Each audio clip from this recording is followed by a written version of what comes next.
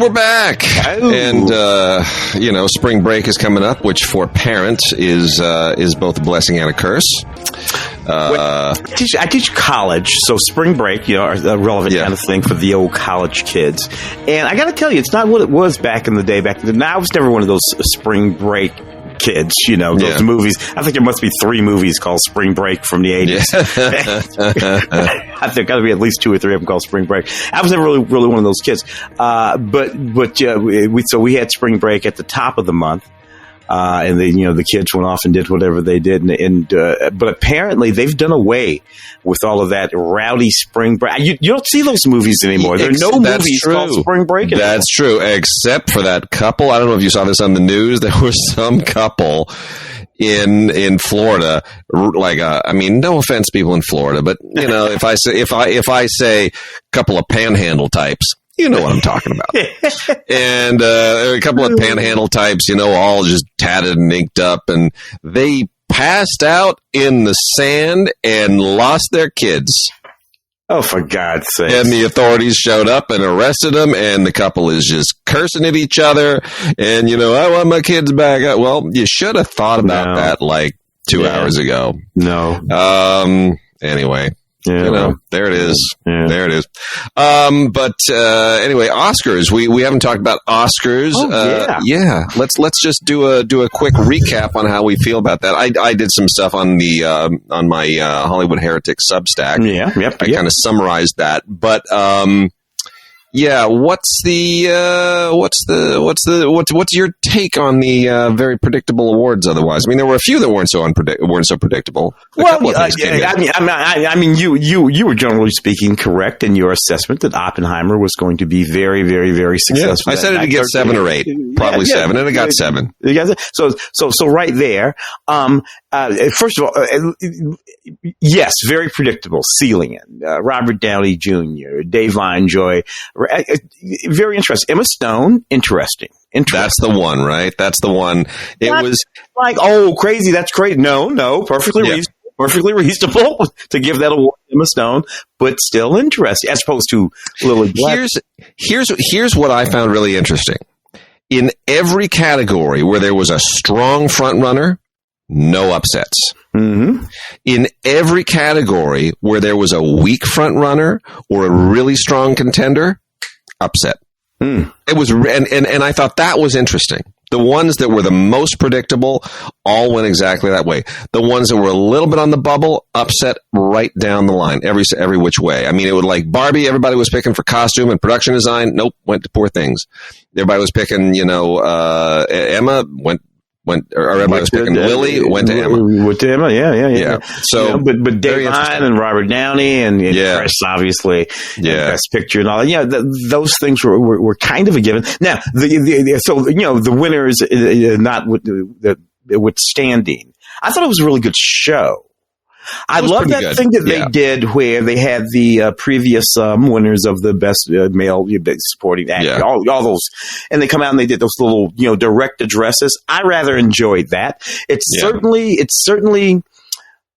better than any kind of bit that they might have done. They come out and they do the bits. No, don't do a bit. Just have somebody come out and say something earnest. They did that back in 2009. The first time, and it caught a little bit of flack at the time. People said, "Oh, this is so pretentious." And no, but I get what you mean by pretentious. But really, would you rather have 2 people come out and, like you said, do a bit, do some shtick, which we just roll our eyes at? No. See, what I like about that is it's not designed to entertain us, the audience at home. It's designed to give the nominees a sense of legacy, a sense of connection in their craft. And that's really important to actors. And, it's really tough being a nominee and losing. And you get dolled up, right? The makeup and the hair and the days and the interviews, and you're going there. And let's be honest. For example, let's just take all the other actresses in Best Supporting Actress. They all knew they were going to lose to Divine Joy Randolph. Mm-hmm. They all knew they were going to lose. She had it in the bag. She'd won everything else. It was hers. So you're basically dolling yourself up to go there to make an appearance for somebody else's honor. And that's and when somebody comes out, one of your peers on that little pantheon of great actresses, and pays tribute to you Well, now that whole moment has been worth it.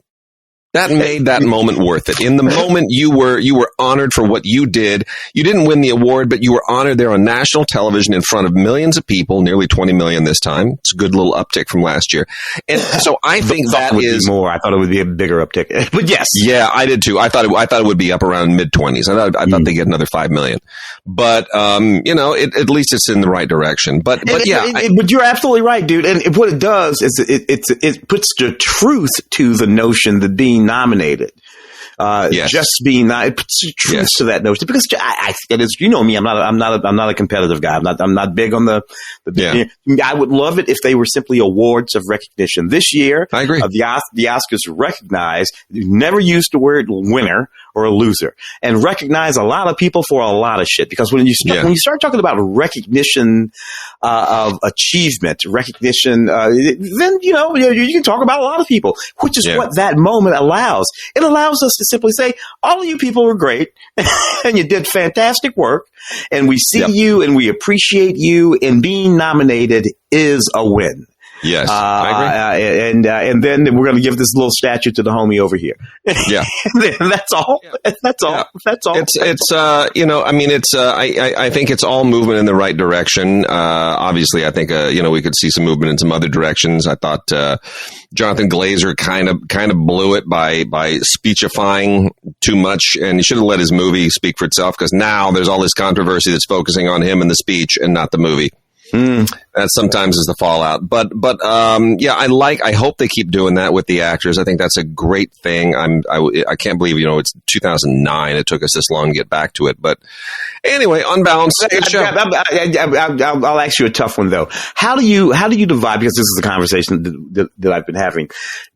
Jonathan, Zone of Interest, of course, is Best International feature, and then of course the Mariupol documentary. How many days is Mariupol? 25. Yeah, 20 days in Mariupol.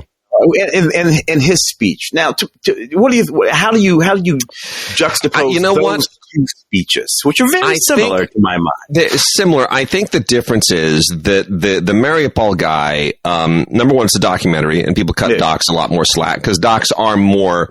They're more of a statement to begin with. The doc in and of itself is a statement, and he was talking specifically about that conflict. And he didn't read a statement, so it didn't look like he prepared a thing, right? Glazer went up there and he read, and it was like, oh my gosh, you knew you were going to win, and then you prepared a thing, and it felt. And then he pivoted, right? And he pivoted from the Holocaust to the current situation. And that's sort of like giving your movie an addendum. I think the Mariupol guy was just keeping within what the film was already saying. And I think that's probably the difference. Stay within the walls that you've already established. But, I always go back to when Krzysztof Kieslowski, when I was at the 94 Cannes Film Festival, and Kieslowski was there with the last chapter in Blue, White, Red, right? And the beauty of Kieslowski, and I when I interviewed him one-on-one before he died, you just got this beautifully. The guy didn't really think much of himself.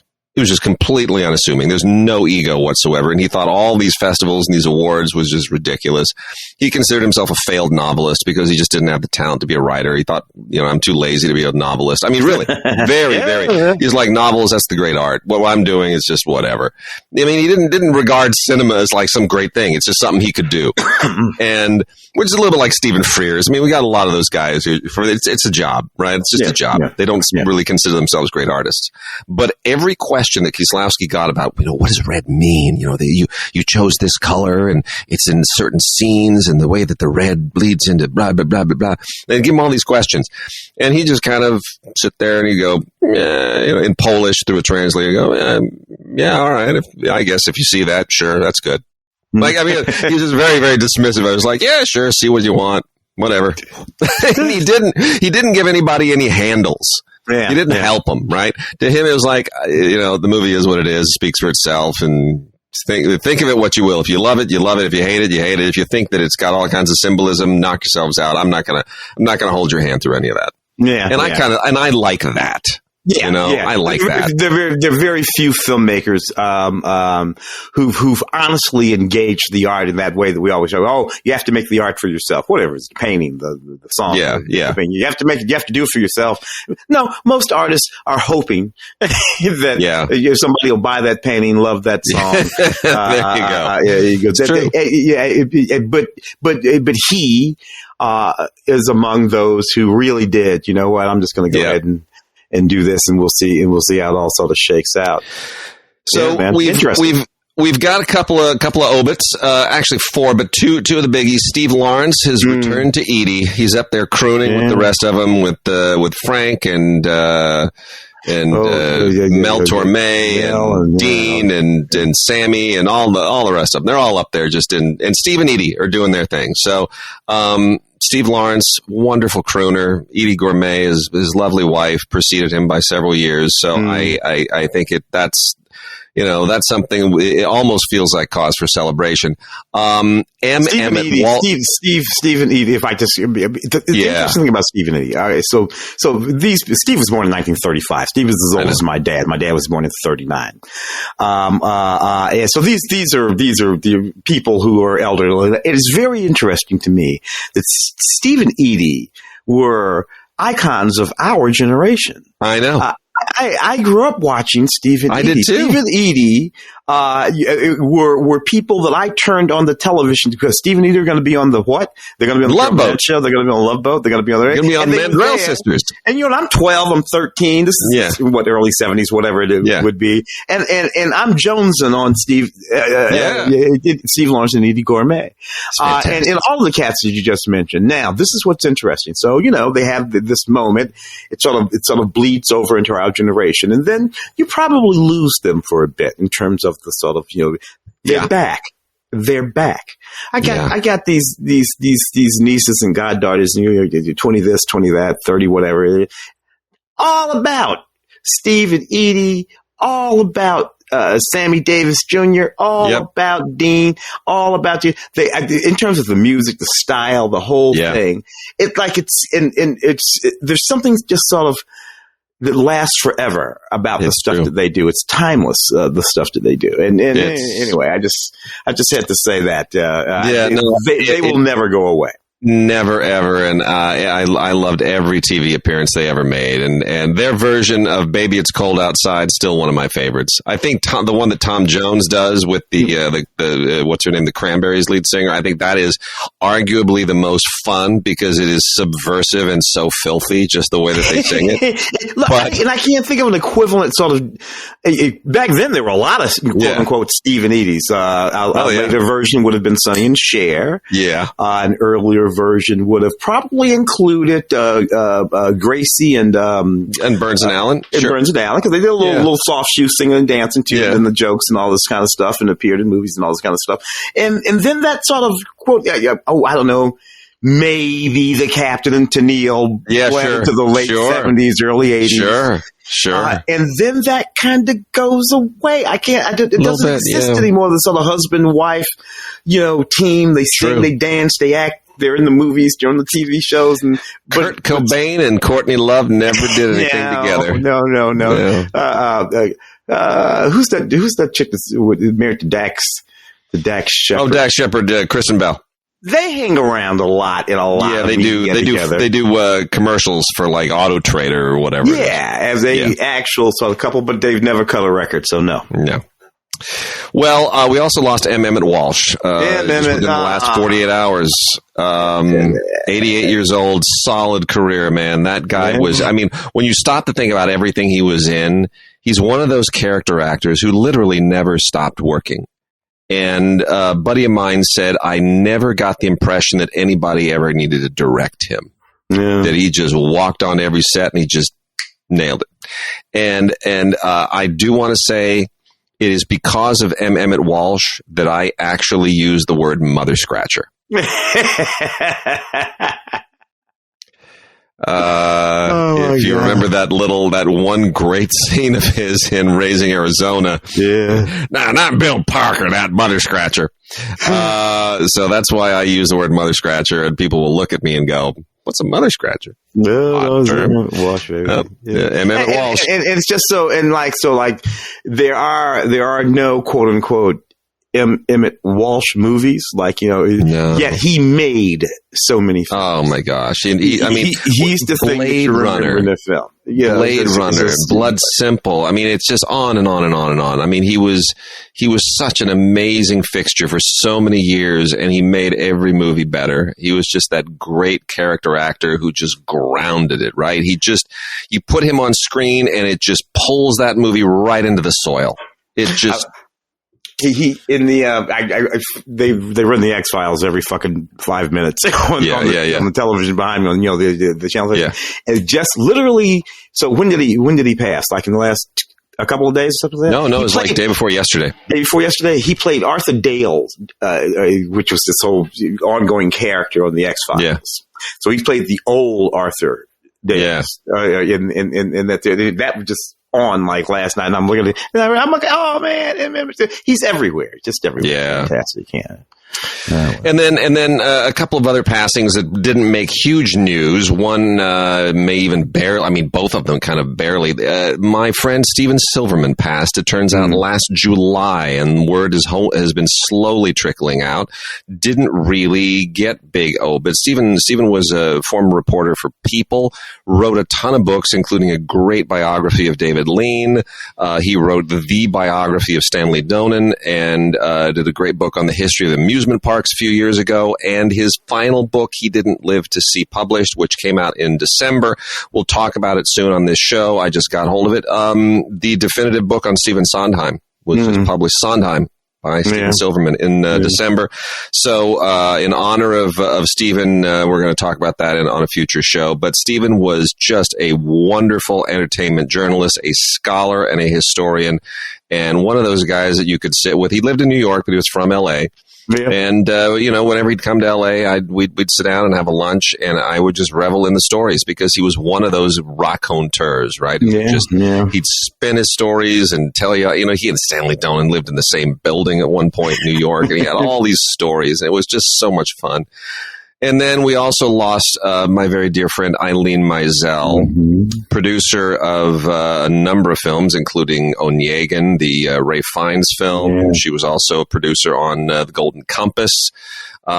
She was originally a Lorimar executive, and she was the Lorimar executive who put Dangerous Liaisons together. And everyone knew Eileen.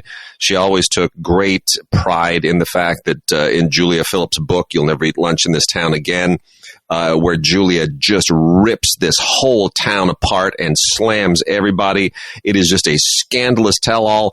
The only person in that book that she has a nice thing to say about was Eileen. Yeah. And for good reason. Eileen lived in London for 35 years, but she was developing a number of projects for Disney Television through 20th Television, and they are still presumably there. But we always sit down and have a lunch here, and just an amazing lady, just a wonderful, gracious, kind, everything that you don't think Hollywood people are, but you wish they were. Eileen was. Yeah, she was just the salt of the earth. And, have wonderfully helpful. Just, oh my gosh. Always, the exact opposite of what people say about, Hollywood people. No, well, let me help you. She, if you were ever in London, she kept, the Claridge's was, the hotel and wonderful restaurant, which has been there for like 100 and some odd years. That was her office. She didn't keep like an office. She went to Claridge's, and everybody at Claridge's knew her, and she had her table, and you'd rotate through her table all day long, and she'd treat you to the Claridge's experience. And it was an amazing thing. So I'm going to miss her terribly, but, she set an example, and I would say anyone who knew her, what the example is. If you want to be something in Hollywood and you want to be a good person and do good work, you can look no further than Eileen Meisel. So, farewell, Eileen. Going to miss you terribly. Also, we get stuff from listeners every so often. Had a really interesting request from a listener, and from Keith Black, who made a short film he asked us to take a look at called Ghosted, which he, it's basically a one-person short, guy in his car, just working on this, not to give anything away, but he a woman that he's trying to make a connection with and feels like he's being ghosted. And it's a bit. Right? It's the kind of thing that you would normally see on like a Jimmy Fallon or the Tonight Show or a Late Show or any of the late night talk shows would do as a bit. Carpool karaoke, right? These are all little bits that they do. So this is something that might show up as kind of a bit on one of those things. But what sets it apart is it's not a late night bit. This is the kind of thing that people can do. And I want to make an emphasis on this, that you really can do great work if you just have a good idea. And Ghosted is an example of doing terrific low budget short film work based on a good idea with next to no money. Good idea, well executed. Well executed. That's all you got to do. And I always hear people say, "Oh, I got to raise $25,000 to make a short film because I got this great." No, you don't. If you want to make a great short film, you can just get a great idea. Yeah. Great ideas don't necessarily. If your great idea includes a cast of thousands, that's going to be a problem. But there are inexpensive ways to execute great ideas. Not all great ideas are expensive. It can be just achievable. And great idea, by the way, doesn't equate to just. I had a lot of students get stuck on this. So I need to do something original. I'm like, look. I understand what you mean by that word original, but here's the reality. The last incipient originality in terms of probably sometime in the 70s.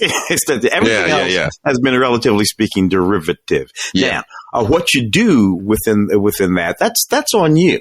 But a lot of times when you go out what you end up making is something nonsensical. And nonsensical might be original, but it won't be good. That's right. So don't worry about that word original. What is your idea? What do you want to say? What's the joke? What's the hook? I don't know and whatever that is, how you construct that, that's all that matters. That's all that matters. And, execute well. And, sometimes it's funny. You see how comedians get into these sort of beefs about some comedian taking some other comedian's joke. Those beefs go on. Now, you and I are long enough to be around when we not only knew that comedians took each other's jokes, they talked it. They expected it. It was, if you didn't take my joke, admit that it might not be funny. Dave Chappelle has the best story of that when he was young, and that other comic asked if he could use a joke, an older comic. And then later said, I think I'd like to buy that joke from you, which comics would do. I'll pay you for that joke. And he said, well, no, I just let you use it, but it's my joke. I'm going to use it in my routine. And he says, and then that guy said, then I'm going to take it.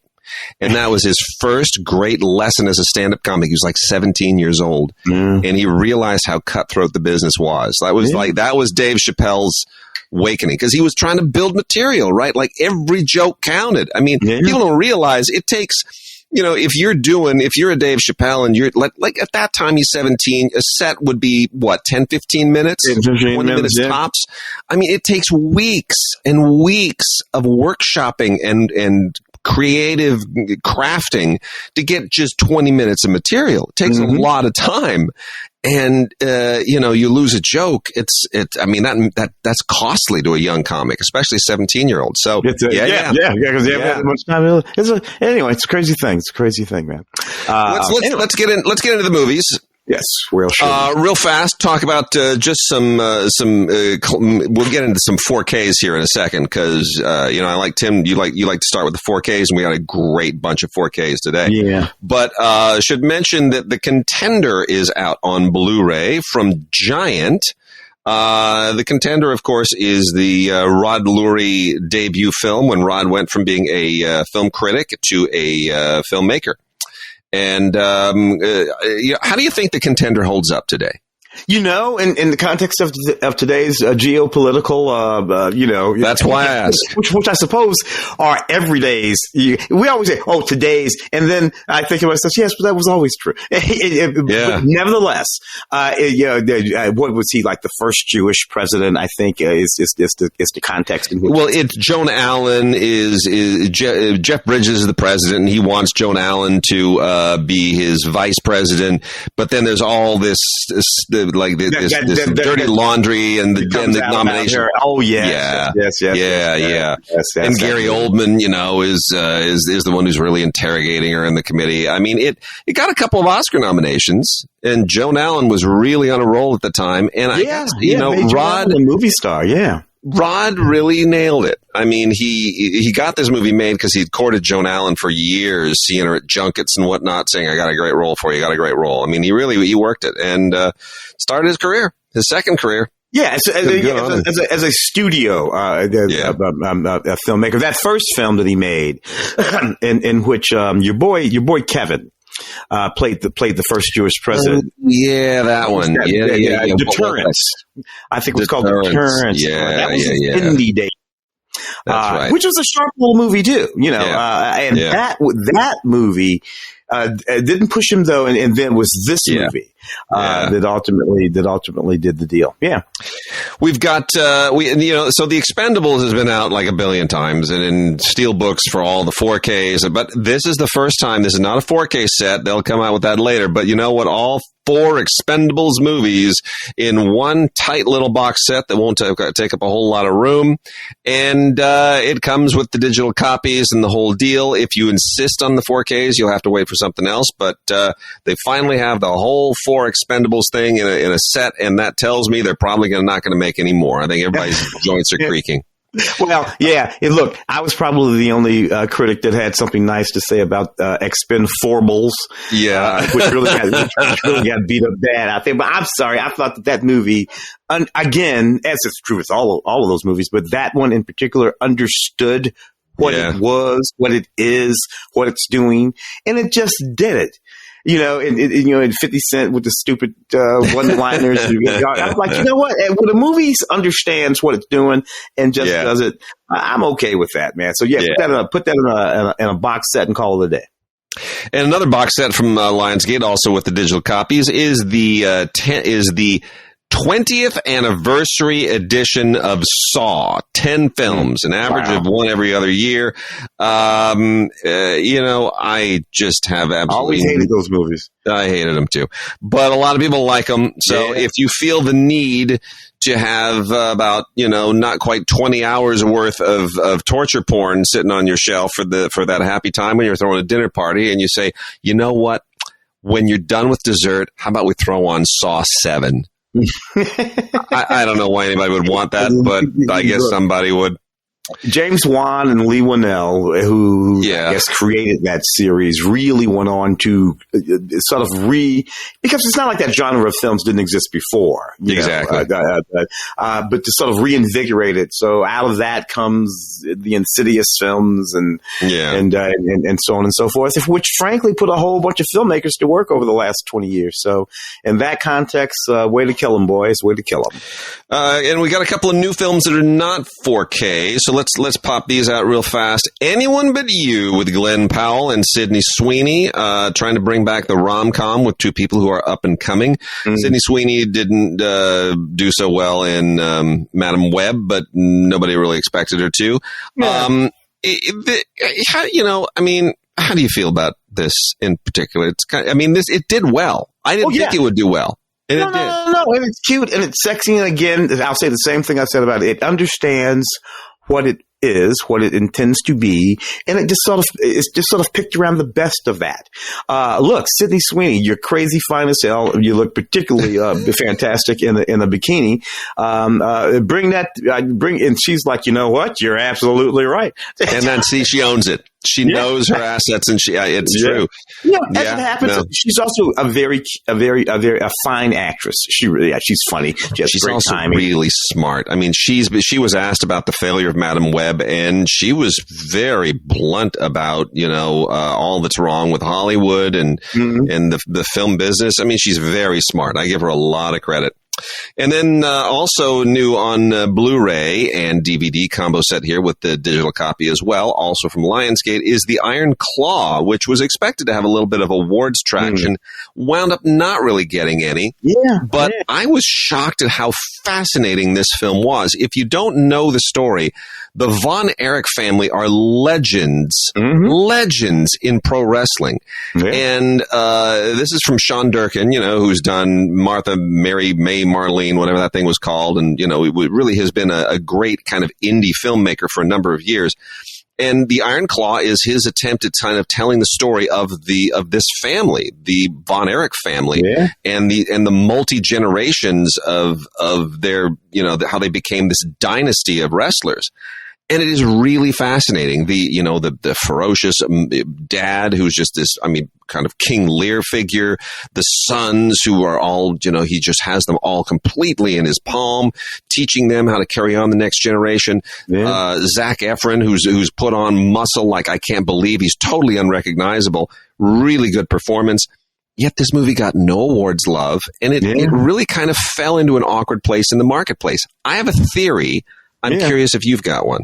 Well, no, I don't have a theory about it, and I was a little bit amazed about it, particularly with respect to the critics organizations, because there was a lot of chatter about it in the critics organizations, but it just never seemed to make it over the top. I don't suppose that I thought it was going to do that particularly well when it made it up to the big boys, But no, and there's some really good performances in this movie. Oh, some amazing performances. Jeremy Allen White from over there at the Bear. The Bear, he plays one of these guys. When I paid attention to a thing called wrestling in the late 60s, early 70s, these were the guys that I was paying attention to. This family here.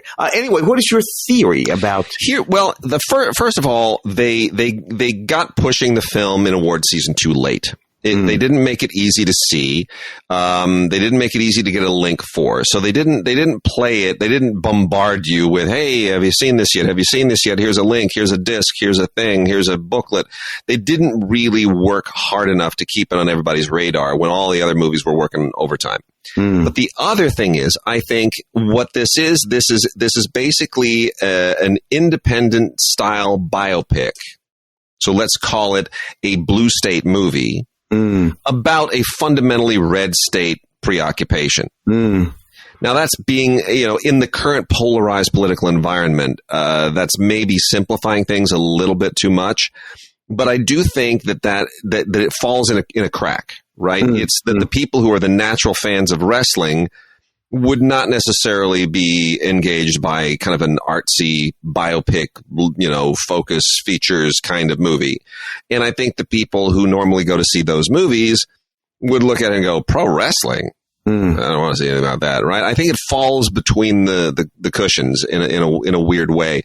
So I'm hoping people find it on Blu-ray and elsewhere. Yeah, when it gets to streaming well, great performances in this movie, really good, strong stuff. And speaking of Cynthia Erivo and her great performance, her Oscar-nominated performance as Harriet Tubman is now out on 4K from Universal, along with the Movies Anywhere code, and I will dare say it looks better on 4K at home than it looked in the theater, which was probably 2K. Interesting. Yeah. Kathy Lemon's first director there. Yeah. With Leslie Odom Jr. and Janelle Monáe, both in very interesting roles in that film. Yeah. Yeah. I mean, it's, it didn't win anything at the Academy Awards, but worth seeing again on 4K. The 355. Did you see this? I think I did see the 355, if I'm not mistaken. Oh gosh, I would have thought that the Oceans. Yes, when the Simon's movie, Simon Kinberg movie, with the his wannabe action, feminist action team deal. I love every actress in this thing. I love every single one of them. I love Jessica Chastain. I love Lupita Nyong'o. I love Diane Kruger and Penelope Cruz and Bing Bing Fan. But it just felt like trying a little bit too hard. Yeah, felt a little. Simon is not a director. Simon is a producer. Simon has produced some amazing movies and a writer, but he produced Logan. Right. He produced The Martian. But when he puts on that director's hat, that's just not your spot, man. Yeah. That's just not your spot. And some people want it so bad, but that's just not what you do because you're a producer. Also on 4K, Ticket to Paradise, as long as we're talking about romantic comedies. George Clooney and Julia Roberts shaking it up. It's kind of like if you look at Anyone But You and you imagine that those two people, Sydney Sweeney and Glenn Powell, have parents who don't like each other but should be together, that's this movie. Yeah, exactly. Did you not like it? Because a lot of people love this movie. I did not. It's just this, no. This one didn't hit it for me. And it's such a weird thing because I adore Julia. I'm a real big fan of George. But they've never had chemistry to me. Just individual personal chemistry, just never. Not even in the Ocean's films? No, sorry, no. No, I do not disagree. This film felt a little flabby to me. I mean, it felt like something. Boy, give me like 3 or 4 months to work that script over. I'll bet you could have made something over it. Anyway. 4K box set of the Ring movies, the Ring collection. This is not Ringu. This is not the Japanese films. Mm-hmm. These are the American remakes of them, which are just as terrifying. I should point out Naomi Watts and it's just utterly just these movies just creep me the hell out. They really do. The Japanese versions, but especially the ones with Naomi Watts. So, the name Samara it makes me have nightmares when I think of her just crawling out of the TV with the hair and the whole thing. I mean, it's just killed. But here's a question I have. Yeah. These movies are very much tied to the technology of a videotape. Yeah, that VHS. Yeah. What is more scary to today's generation? Maybe I should ask my daughter. What is more scary? The idea of a girl crawling out of a cathode ray tube television because you put the wrong videotape in? Or the idea that somebody actually owns a VHS deck and a cathode ray television? What's scarier? Well, you have to explain cathode ray tube, and because who says that anymore? There you go. Yeah, man. See, that's what I was looking. I could see people like Gen Zers watching this and going, "Well, there's your problem. You're using old tech." Yeah, what is that giant plastic cassette? This wouldn't happen if you streamed it. Can you? I mean, the next one would be watching it on your phone, and Samara crawls out of the phone, but she's like 4 inches tall. Anyway, there we go. So the Ring collection in 4K Ultra HD and Blu-ray, and that's from Shout Factory via Scream Factory, and it's pretty great. I mean, I do love these movies, but they just creep me the hell out. Yeah. What doesn't creep me the hell out is Child's Play. This is the newer Child's Play. Yeah. From 2019, in which the idea is not that Chucky is possessed by the spirit of a serial killer who just died in the electric chair or whatever.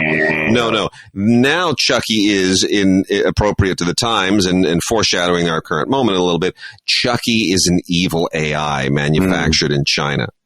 Yeah. Does that work? No. Tim Coggshell. No, didn't work at all. Didn't work at all. And which is funny because in that 1988 movie, that didn't make any sense either. I'm like, you had 40 years to figure out a way when you had to, it's still completely and Totally unconvincing in every possible way. Also, not terribly scary, especially in our current moment, is Contagion, which is also on 4K. But this is, given that we've just been like when Soderbergh made this. What was that? Was that 2011? That's 2011. It's over a decade ago. That's a while ago. That's a decade. That's a decade before the very competent movie. Right. Very competent movie made by Steven Soderbergh. Really, really sharp. Good looking movie. Great cast. I mean, there were a number of them at the time. Like Wolfgang Peterson made Virus. Yeah, remember that where you're point of view of the virus flying around and gets Dustin Hoffman sick and blah blah blah.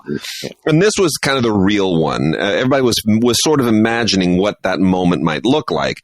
Marion Cotillard and Matt Damon and Jude Law and Gwyneth Paltrow and Lawrence Fishburne and Kate Winslet. I mean, this is a great cast, and Kate Winslet is particularly good in this.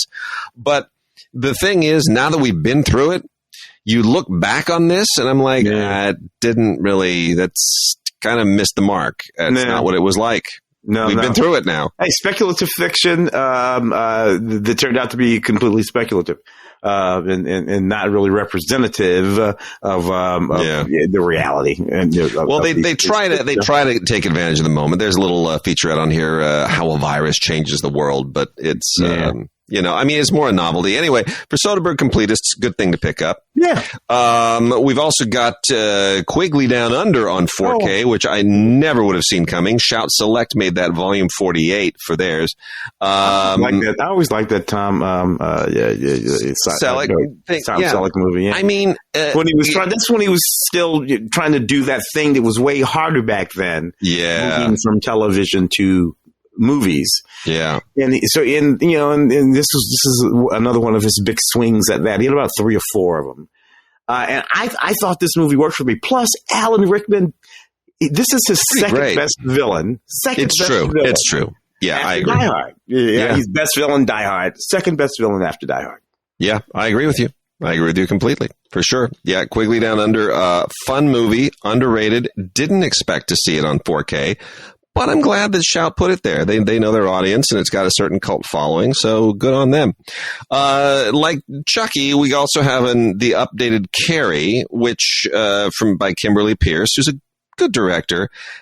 And this was made in 2013. This isn't even that new, but it's not the original old Sissy Spacek Brian De Palma Carrie. 76 movie, yeah. Yeah. So it is fine on 4K. I mean, it's, I guess the story still kind of sort of works. We're going to talk also about, other Stephen King things today and when King does stuff that, on his own that doesn't quite work. But what separates this is my question, Chloe Grace Moretz. What separates this Carrie from the De Palma Carrie? Why does this one just not scratch it quite as well? I don't know.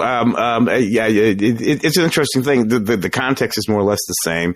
The religious mother, all that kind of stuff. But I don't know. You tell me. Other than time, I'm trying to figure it out. Everything that's happened in the interceding, I don't know, whatever. 40 years, 45 years. Yeah.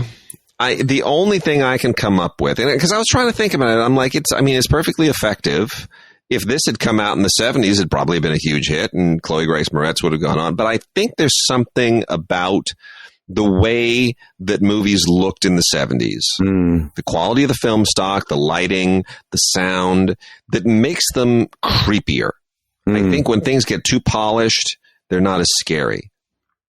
It's a theory. It's purely a theory, and maybe I'm off, but that's what it feels like to me. That's why it feels like John Carpenter was never able to make anything as scary as Halloween again. Why all of Wes Craven's scariest movies are, Hills Have Eyes and all the stuff he made in the 70s.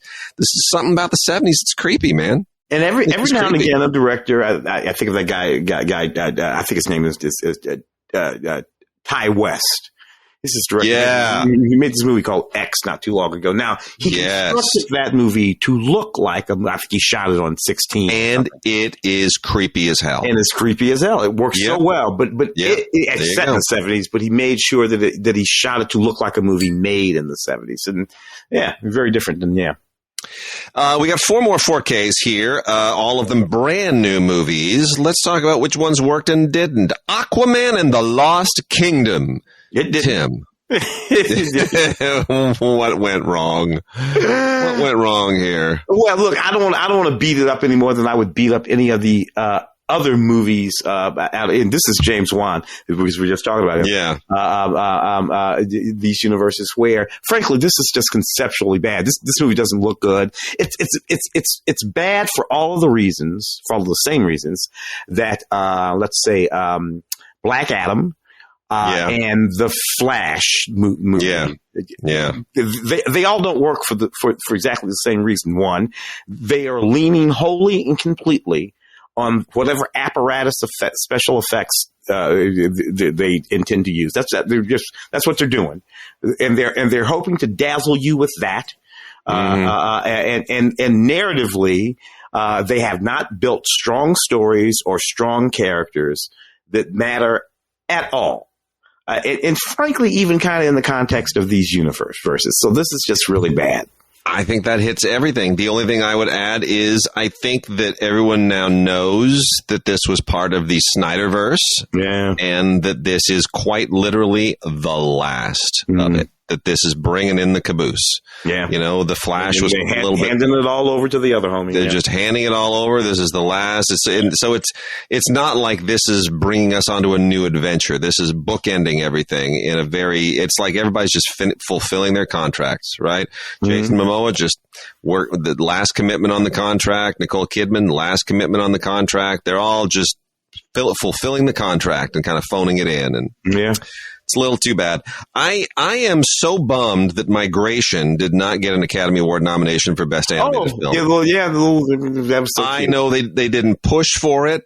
They made it very hard for LAFCA and other critic groups to see. I don't know why. I mean, it's just an absolutely wonderful film from Illumination, who does, you know, all the Minions and all the rest of that stuff. Despicable Me. I mean, you know, Illumination is just one of the top companies, and this just is a wonderful movie. Mike White, one of the writers. I forget the other guy. Yeah. But Mike White, one of the writers. It's very legit, right? Nanjiani, Elizabeth Banks voicing. It's this Elizabeth Banks and Kumail Nanjiani are basically voicing they're the parents in a duck family and two kids, one little boy and a little girl, and dad is super, hyper protective and doesn't want them migrating, but they convince him, let's go on a migration, and of course turns into this hellacious journey, but it's a journey of growth for the family, right? I mean, you kind of know where this movie goes, but it's so much fun, and they have so many great characters along the way. It's just I had so much fun. My daughter loved it. And she doesn't love a lot of animated films these days because she's becoming hypercritical. She's turning into me. But yeah, I thought it was wonderful. So, you know, even though it didn't get any Oscar love, I think that's a terrific movie. No, I think most kids will like that movie. Yeah. So last two here, really interesting conversation. Let's talk about Warner Brothers' two musicals of the season, both of which were not marketed as musicals, The Color Purple and Wonka. Yeah. Color Purple was not released at the same time overseas as it was in the United States. It had a very, very conservative release here, didn't make a lot of money. And Wonka, they blew out everywhere, and it wound up making about $630 million and counting around the globe. Way more than expected. Now, I'm not going to be the guy who says, well, they just didn't want to put all the money into the movie with the black cast. Even though that feels a little bit like the old trope, it's not going to play overseas because those are black actors. I'll let you address that. I got to tell you, it's just really. First of all, The Color Purple is a very good movie. It is a great movie. It is a great movie. And if you're thinking about that 84 movie, I guess it was that Steven Spielberg made with Oprah Winfrey. Yes, it's that film, but it's not that film. Obviously, it's a musical. The songs and the production numbers are fantastic, but the narrative is also shifted in this ever so subtle way that it gives you a different film. This is a film about forgiveness. This is a film about enfranchisement. And it's a tough film. So, I mean, it's still the movie. It's still the Alice Walker book. But that's what's going on in this movie. It's a very, very different movie. Fantasia Barrino, I think she was fantastic. Obviously, Danielle Brooks was nominated for Best Supporting Actress, and just to answer, I'm going to answer your actual question here. I just want to point out that Danielle and Da'Vine were both nominated in Best Supporting Actress. Yes, that category. Now, if Da'Vine, who was not the Best Supporting Actress in The Holdovers, she was the lead actress in The Holdovers. If she had been nominated properly in her proper category, and who knows, maybe Emily Stone still wins, or Lily Gladstone, or whatever, I don't know.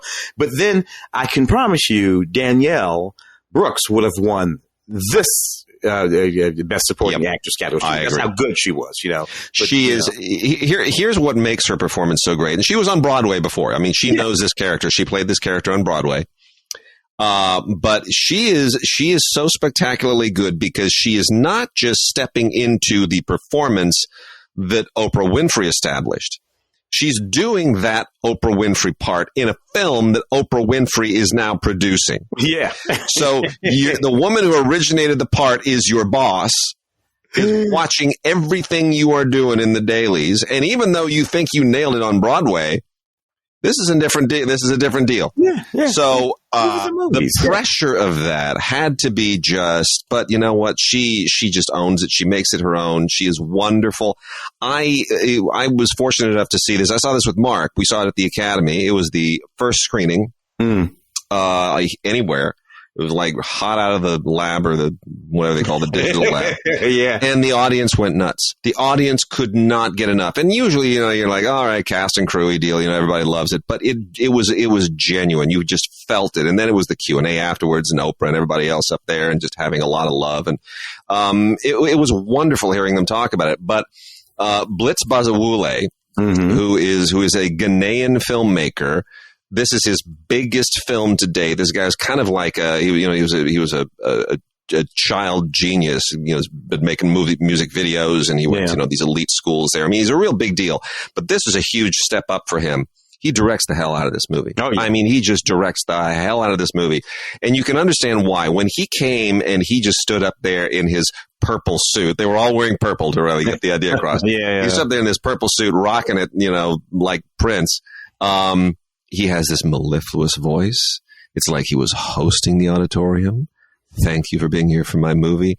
And I was sitting there and I'm like, direct me right now. Just direct me. Whatever you got me in your palm of your hand. Tell me what to do. You could just tell this is a guy with unbelievable command. He's going to make some amazing movies. I am a huge fan. Blitz Bazawule, even though The Color Purple got bonked by the Warner marketing people who didn't know what to do with it. Wonka. Let's talk about Wonka now for a second. Wonka's made it, which is a different story. Yeah, and because it's a prequel. And you're right. Why did they not market this movie as a musical? Because you wouldn't have known it was a musical. Because Warner Brothers is afraid that younger audiences won't go. And here's why I know that. Because after I saw The Color Purple, I called up the agency that was handling it. I said, could you talk? I mean, I know people at Warner Brothers in marketing, but I don't know the strategizers, the one who design the marketing strategy. I just know the lower level publicists. Could you talk to them and explain to them that they're going to kill this movie? They're going to kill it before it even comes out by not marketing it as a musical to the older audiences who are literally looking for that. It's not going to come out of the gate with a head of steam. You need it to. You're putting it out there in like 2,500, 2,800 screens. You need for people 35, 45, 55 to come out and see this movie. Opening weekend, second weekend, third weekend. Oh man, that didn't go over well. No. It did not go over well. But Wonka got those audiences. So great. The songs are great in The Color Purple. They were power songs. They were uplifting, powerful, sort of gospel-y shit. And dancing. Right. And Wonka, dancing. Corey Hawkins was bad.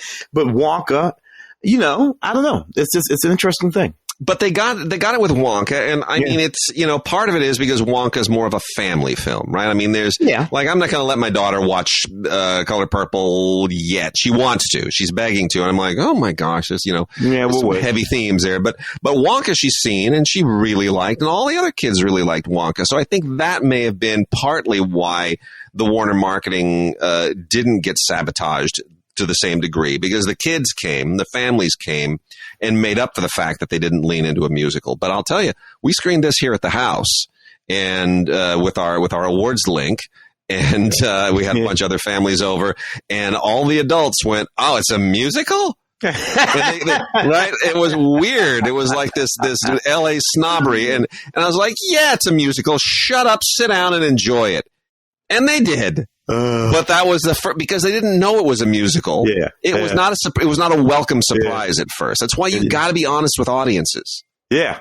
Gotta be honest. Tell them about tell them the movie you're making. Then they'll, anyway, that's what. Is Timothée Chalamet the biggest star in the world right now? I mean, at the moment, between that and D2, Dune 2, I can't think of anybody. Amazing. And frankly, he's the last really good host on Saturday Night Live. Yeah, it's true. You can count that in too. All right, we're going to get into some TV here in a second, but I want to mention some steelbooks that are not, this is not 4K, but they're steelbooks. For people who really need more Jean-Claude Van Damme in their lives, Kickboxer is now in a Walmart exclusive steelbook. Talking about, baby. Yeah, from Lionsgate. I didn't used to like this movie. Somehow it's weirdly nostalgic for me now. Oh, man, 1989 is nostalgic for everybody. Yeah. That movie. That's a period when Van Damme was just doing a whole lot of the same movie over and over and over again. But here's what I remember about this. I remember that we saw this movie, and it's a brother thing, right? Like, there's no explanation as to why one brother has a Belgian accent and the other one doesn't, and it doesn't really matter. It's a Van Damme movie. You just suspend your belief. But the part of the other brother was Dennis Alexio. Dennis Alexio, yeah. Now, Dennis Alexio, unlike Van Damme, it was, and I don't even know what his current status is. He's like mid-50s now or something. But Dennis Alexio was a legit kickboxer. Like, not just legit in the sense that he was a pro kickboxer. Legit in the sense that after we saw this movie, my group of friends and I, we started watching some of his fights. Dude crushed people. Oh, yeah. Alexio would come out, fists and feet flying, elbows drop, like it was like Mike Tyson time. He would drop people in 30, 40 seconds. Oh, yeah. It was intense. Muay Thai. Oh, my gosh. Yeah, and he was a heavyweight. Whereas Van Damme was, leaping into the air. Yeah, doing splits. Doing splits and all this kind of stuff. No. Alexio would have broken him in half. Yeah. Stuff, but Alexio legit, man. The last two steelbooks here are Little Monsters and David Cronenberg's Shivers, both of them part of the Vestron video series, also from Lionsgate with digital copies on them. Here's the thing. Little Monsters, interesting only because it has a very young Fred Savage overacting, and Howie Mandel is kind of weird and funny in it. It's a little bit of a cult classic for that generation. A little bit like Earth Girls Are Easy for people slightly older. I will say Cronenberg's Shivers, I don't think is a very good film. I think it's a real schlocky movie, but it has its moments, and you can see the evolution of Cronenberg. This was made in 1975, so it's very young Cronenberg. But you can sort of see where there are bigger ideas and bigger skills and where it's coming from. And a lot of these horror guys who kind of came of age during that time, and that includes, even Peter, Lord of the Rings.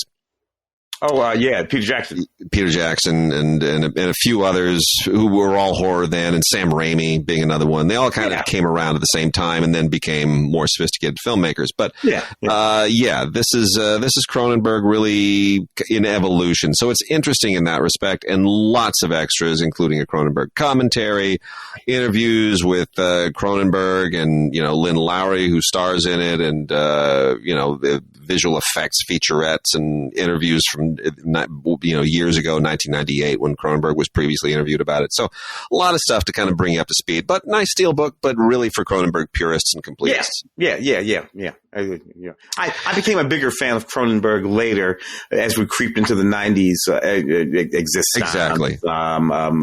Dead Ringers, all that kind of stuff. This early sort of horror stuff had more in common with Giallo, with Dario. Of course, was a big influence on Cronenberg when he was a kid.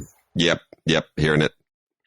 Let's hit some TV here. I'll start us off real fast with this release from Universal, a limited series, The Act, which I had not seen, and I don't think I had even heard of this. This is based on a BuzzFeed article from 2016 called "Dee Dee Wanted Her Daughter to Be Sick."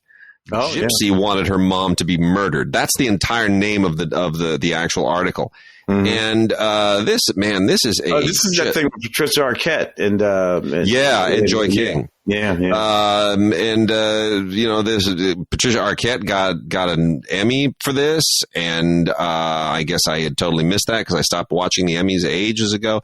Mm-hmm. But it's kind of, I'm watching this and I'm thinking, okay, this is creeping me out big time. This whole mother-daughter thing is really, like, I get why this is acclaimed, but I'm really, and then I was like, oh, Baby Jane. This is like mother-daughter version of Baby Jane, the sister thing. That's what this is. So isn't this the one where the actual daughter just got out of jail, like not too terribly long ago, right? Got out of jail and she's kind of doing the circuit and everything. Yeah. That's that one. Yeah, man. Yeah. Creepy situation. So it's that the Munchausen by proxy. Yes. Thing that went down. Yeah. And she did all kinds of creepy stuff to this kid, and then this kid gets the boyfriend to smoke the mom. It's just it is, but there's a Baby Jane thing going on here. There really is. Yeah. Just without Betty Davis. Let's talk about some of these complete TV series here, Tim. Got old, got new, got recent-ish. Which one should we start? Stephen King's The Shining. Oh, there we go. Which is the worst The Shining.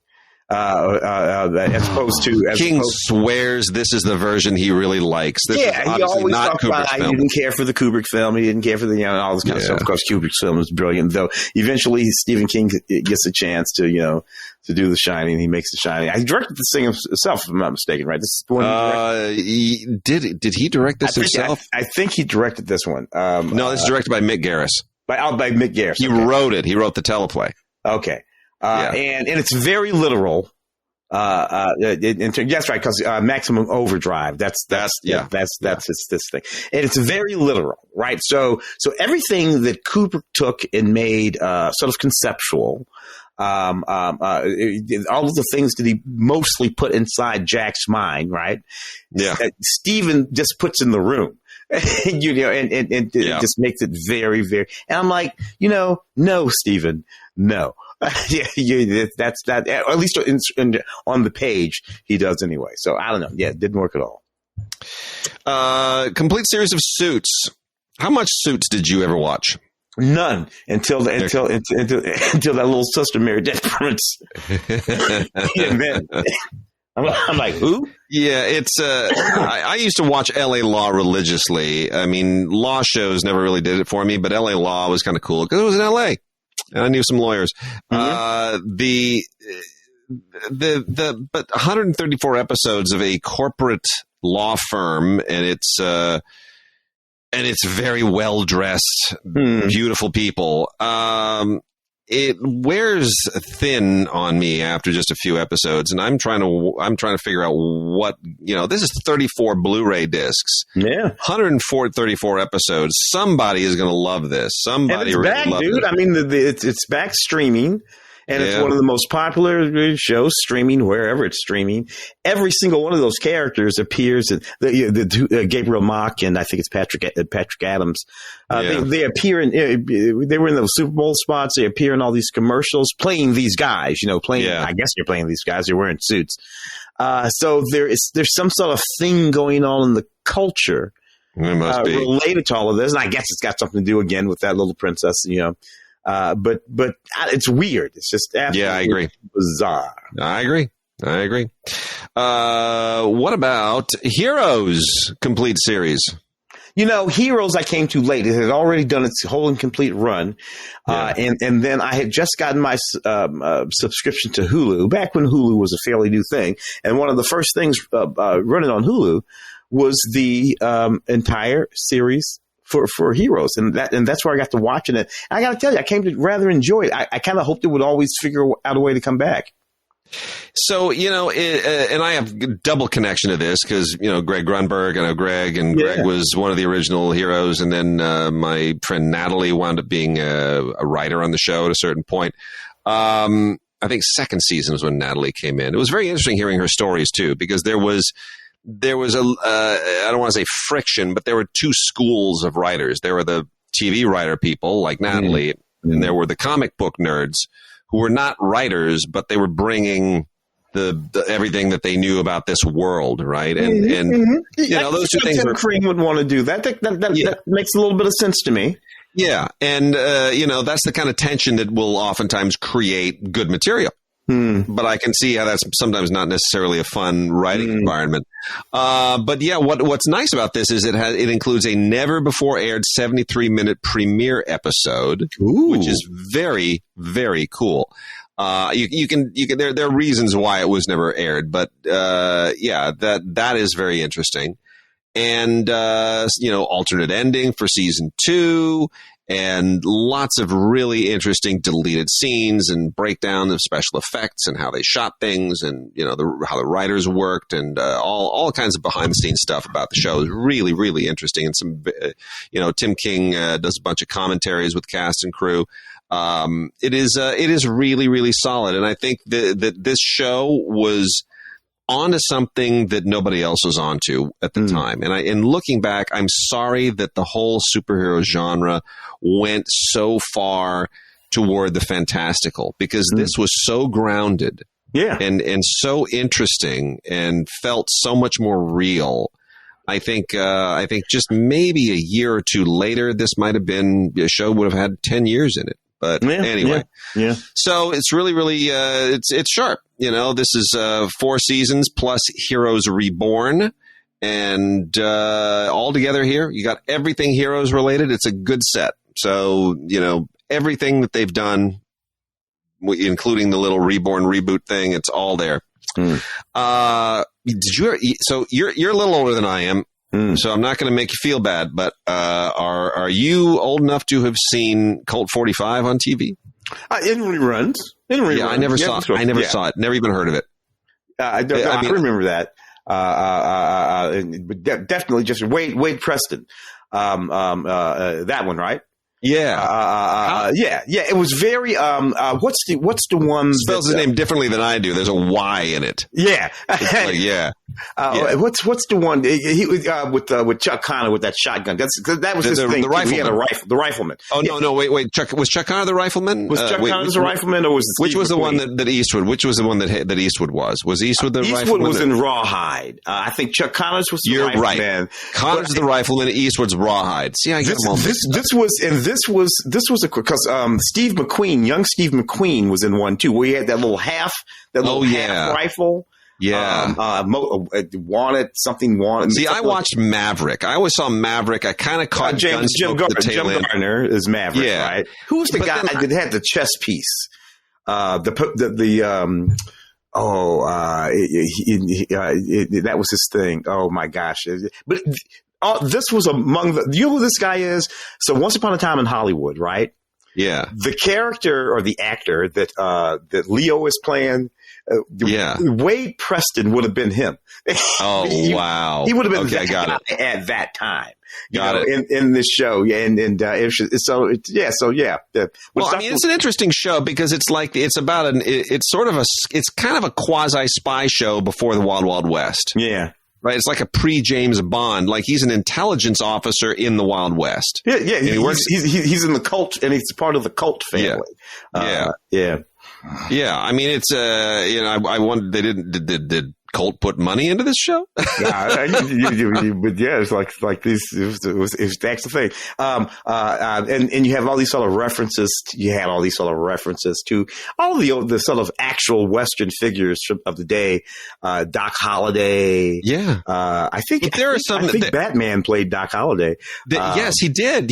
Adam West played Adam West. Adam West. Leonard Nimoy shows up here. No, I mean, I'm telling you, dude. I go. You're bringing a whole weird thing back right now. Sandy Koufax guest starred on this thing, and he can kind of actually act. It's weird. Yeah. And Robert Conrad shows up. Kind of road testing his future James West persona a little bit. It's quite a cool show. Anyway, it's well known as those other ones, but yeah, it was a cool show. 3 seasons, only 3 seasons, 67 episodes, from the late 50s, kind of 57 to 60-ish is when it ran. And they went back and they got the original camera negatives. They did them up in 4K, transferred them to Blu-ray and high def.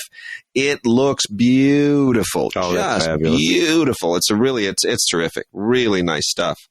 Ancient Aliens. What are we going to say about Ancient Aliens? More Ancient Aliens. Seasons 11 through 18. Here's how seasons 11 through 18, I just want to repeat that, 11 through 18 of Ancient Aliens. Here's how they differ from seasons 1 through 10 before this.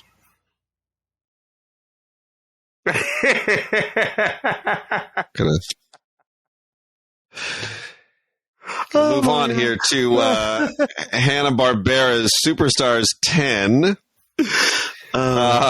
which includes a whole bunch of great Hanna-Barbera characters in movies.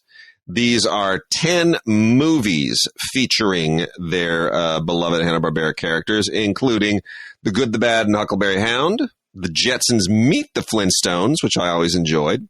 Rockin' with Judy Jetson, not that great. Scooby-Doo and the Ghoul School, terrible. Scooby-Doo and the Reluctant Werewolf, terrible. Scooby-Doo meets the Boo Brothers, even more terrible. Top Cat and the Beverly Hills Cats, really fun. Yogi and the Invasion of the Space Bears, weird as hell. Yogi Bear and the Magical Flight of the Spruce Goose, is totally unnecessary, and Yogi's Great Escape is okay. So you're basically buying this for the Jetsons Meet the Flintstones. That's what I'm telling you. But it's a lot of fun. Yeah, that's an interesting historical reference to Howard Hughes. For those of you not old enough to know what the Spruce Goose is a reference to. Last on the TV list, season 1 of Wednesday, which was fun. Which is fun. That dance has taken the world by storm. Yeah. And it's a really fun dance. It really is. Like one of my daughter's best friends, she did that at the school talent show, which was the first I had seen of it. And I'm like, that is such a weird, cool dance. She did a really good job. She's got the long hair and the whole thing, right? Yeah. It's such a weird dance. Where'd that come from? She goes, it's Wednesday. She just watched and it's cute. Jenna Ortega, look, sis, relax. Yeah. And enjoy your stardom. And don't talk so much. These kids don't talk so much. Just enjoy your thing. Enjoy your stardom. Don't talk so much. She's going around talking about how she was a writer because she would write and I got to tell you, the writers on the show were like, "Look, kid." Because you suggested to the director that, you say this and stuff, that don't make you a writer. You're not in the game. Stop saying that. It's like when Bradley Cooper was walking around talking about how he conducted the, New York. Stop saying that. Stop saying that. Anyway, what? Real quickly, a few docs here. Radioactive, The Women of 3 Mile Island by Heidi Huttner is, we don't talk about 3 Mile Island too much anymore. That was for those who are, not as old as Tim and I. That was a partial meltdown. Yeah, that was our little nuclear disaster right here in the United States of America. It was scary as can be when it nearly happened. And then they made the China Syndrome. Was China Syndrome before or after? It was right after. It was like right after, right? It was almost concurrent with it. Like they were shooting it when 3 Mile Island happened. Which was just bizarre. Jack Lemmon and Jane Fonda and Michael Douglas. Just bizarre. Yeah. Well, anyway, this looks at the accident and its aftermath, and specifically through the eyes of 4 women who went all the way to the Supreme Court with their case, and it's pretty intense. It really is. Well done all throughout, and it's it goes back to a very unfortunate incident. But, well, it's the event that undid what was intended in terms of nuclear power here in the United States. We were supposed to be those things are supposed to be all over the country by now, or a long time ago, really. Yeah, and that never happened here. Because of that, as opposed to the way it happened in Canada, but nope, that never, or in Europe, just generally speaking, nope, we didn't do that. Which of course means that something else happened, which was oil. Which means that something else happened, which was a whole lot more anyway, go on. Very true. Yeah. Very true. On the movie end of things is Invaluable, the true story of an epic artist, which is a curious doc. This is from Synapse. This is a look at the life and career of Tom Sullivan, who was one of the visual or the special effects and makeup effects specialists who worked on the Evil Dead movies with Sam Raimi. Yeah. And it really, it puts him front and center, and it's a lot about those movies, but it's more about him and how he came to do the things that he does. And there's a lot of, archival footage and all kinds of interesting little tidbits. I don't know that he is ultimately important enough to justify a feature-length documentary. And this is 103 minutes. It's all about him. But there's a lot of interesting Evil Dead stuff in here. So it feels like it probably should have been about a 45-minute Evil Dead featurette short doc. But just the same, it's a little flabby, but worth checking out. Yeah, and interesting people. You got Ted, you got Bruce Campbell, you got, a lot of people have been hanging around this industry doing interesting stuff for a really long time. 6-part documentary series, Icons Unearthed, Star Wars. As if we need more on the origins of Star Wars. It's been literally done to death. But there's a lot of very interesting material here, including interviews with people we've never seen really sufficiently interviewed before. There's, Marshall specifically, and this is all in the bonus features. I would say the series itself is perfectly fine. It does what it needs to do. It's mainly for Star Wars fans who just can't get enough of this stuff. And, everything that I've seen in this, I've seen 150 times in other documentaries. There's nothing new. But what's really interesting is watching the uncut interviews with Marsha Lucas and Anthony Daniels in particular. It's like 3 hours of each of them. It's really utterly fascinating. And Marsha Lucas is somebody that most people are probably not that familiar with. She cut Star Wars. She was married to George Lucas at the time. Mm-hmm. And, really, I hope she got a piece of Star Wars in perpetuity because she made that movie. Mm-hmm. It's her editing that really, really just killed that movie. And when I say killed, I mean in a good way, not a bad way. Yes. And then there's a half-hour interview with Billy D. Williams as well. But he's talked about this thing for years, on and on and on. There's not a whole lot new there. Mr. Oregon, an incredible true story of psychological warfare. Did you see this? No, I did not see it. Fascinating little movie. This is, and when I say this, I know you're going to laugh, but it's legit. This is about a guy. First of all, the guy who made this. Did you ever see the previous movie, Tickled? Oh, that guy. Right. Yeah. But, this is the same filmmaker. Okay. So it's the same filmmaker. So he's got to find something weirder than competitive tickling. So he decides to try and track down a con man. and outwit a con man. And the way that, if you remember from Tickled, it's very much like, he's getting through doors he shouldn't be getting through, and he's getting footage he shouldn't be getting, and the whole thing has a very disturbing, almost, like it's beyond citizen journalism. He's doing the same thing here, and you're never quite sure where it's going, and you're never quite sure if it's going to come to a grinding halt. Like, there are like 6 or 7 moments where you're like, oh, this movie's over. They can't possibly get, and it always goes further, and it always goes into weird, remarkable corners. And, it keeps you on your toes. It's the closest I've seen to a Hitchcockian thriller in documentary form. Oh, wow. Yeah, it's quite a thing. And then lastly, a very important documentary from Freestyle called Wake Up, which is stories from the front lines of suicide prevention. Very, very important. Mental health is a real thing. Unfortunately, suicide has become politicized in many respects. Nobody knows why a lot of people have suicidal thoughts. Suicidal ideation is very, very complicated.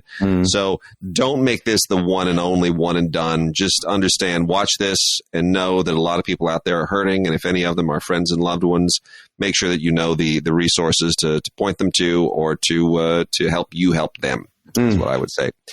Let's see. We got about 5, 6, 7 minutes left. Is there anything we should jump all over? Criterion? Should we hit the Criterions? Oh, we must. Yeah. Let's do some of the. All right. Let's pound through there's some good stuff in there. St. Omer. There is. Yeah. To Die For, and to start with To Die For. With To Die For. The movie that showed everybody that Nicole Kidman was more than Tom Cruise's squeeze. Got a 4K, baby, and Gus Van Sant at the top of his game right about then. Really was his golden moment. Yeah, that decade there, and really wonderful writing from the late Buck Henry, Joyce Maynard in the late Buck Henry. Yeah. Yeah, very cool film. 4K, looks gorgeous, deeply disturbing, and it is worth pointing out that Joaquin Phoenix kind of broke through in this, and is a little bit terrifying here. It really is. Casey Affleck is in here as well. I mean, it's quite a movie, quite a historic piece. Lots of cool extras. It's audio commentary with Van Sant and other collaborators, as deleted scenes. It's really sharp. Good entry from Criterion. Also not in 4K. That's the only 4K that we have this week, but not in 4K is Lynch Oz. What an unbelievably strange documentary this is. I mean, it's kind of a documentary. Came out a couple of years ago, and it is based on a premise, which is that The Wizard of Oz is deeply embedded in all of David Lynch's work. And I've heard that with respect to Wild at Heart, which is very obviously connected to The Wizard of Oz. But this is saying it's much broader than that. And Lynch loves The Wizard of Oz. We all know that. So this really analyzes it. And after seeing it, I don't agree. but you have a very direct, good try, good effort. We've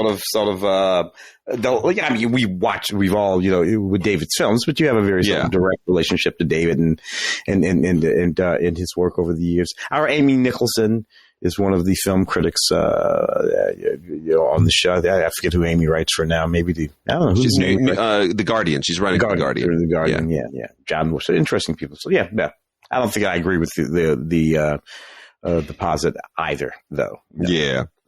Then we also have All the Beauty and the Bloodshed by Laura Poitras, from 2022. This got a little bit of awards love. It didn't really win anything, but people were very much aware of it. This is effectively about Nan Goldin, who, and then Lafka gave this I think there was a lot of love in the room. It just didn't quite come all the way through. Anyway, Nan Goldin is an activist who tried to raise awareness about the the opioid crisis and the way the Sackler family was involved in actually exacerbating it. And, this that kind of has tangents that go off into other areas, but it's sort of painting a full picture of activism. And it's about a lot. I mean, it really is about a lot. Look, I appreciated this film, but it really is about a lot. So Nan Goldin and who she is, that's an artist, a photographer, an actress, everything. She's all kinds of interesting things. All that's in this movie. So if you told me you were making a doc about Nan Goldin, I'd be like, great. And then there's this doc about, the Sackler family and the opiate epidemic. And Nan, this is an event that happened in her life and all of that kind of stuff. But these two films, in a fundamental way, don't actually go together. Nan Goldin, being part of a film about the opiate crisis and the Sackler family's involvement in that would be a great movie. And a movie about Nan Goldin, who, as it happens, became addicted to opiate. That would be a great movie. But they're not the same movie. And this tried to make them one movie, and it just never did work for me.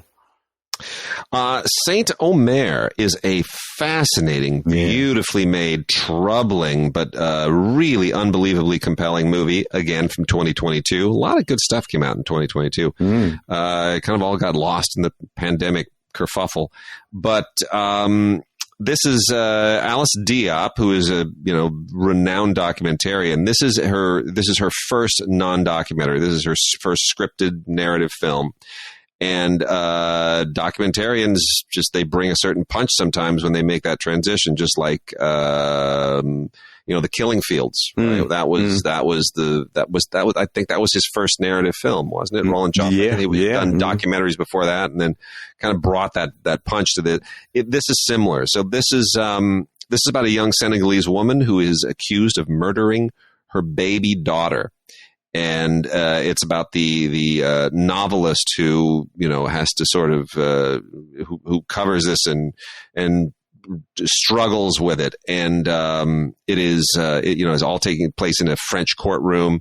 And as far as courtroom movies go, that movie from last year, Anatomy of a Fall, this is far and away superior. So not even a blip on the radar of this movie. This movie is so much more intense and powerful. It's just a beautiful film. So Alice Diop, huge future, I think, in narrative films. Hope she keeps making documentaries as well. But really, Saint Omer is a brave, powerful, strong film with great performances.